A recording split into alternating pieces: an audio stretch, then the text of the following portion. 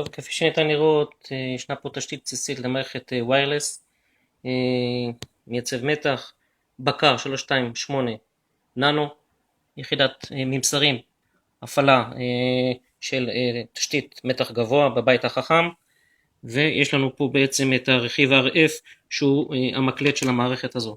כמובן התוכנה כבר צרפתי אותה פנימה, תוכנה שזמינה, ובעצם הרכיב הזה אמור לשבת בארון החשמל או בכל מקום אחר שבו נרצה להפעיל מערכות בבית בעזרת RF. RF אנחנו נקבל ממערכת ראשית שבעתיד תחובר לווי-פיי.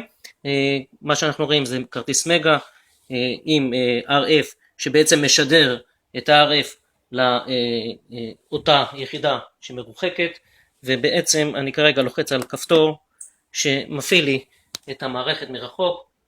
אנחנו רואים שלד אחד נדלק, כמובן אני אחזור ולחץ על כפתור נוסף, נראה ש-RF יפעיל לי את הרילי הנוסף וכך הלאה, וזו בעצם המערכת הבסיסית שבה אנחנו נשלוט מרחוק על ארון החשמל, כמובן בעתיד עם וי-פיי לכרטיס הזה, וכמובן שכל זה דרך הטלפון.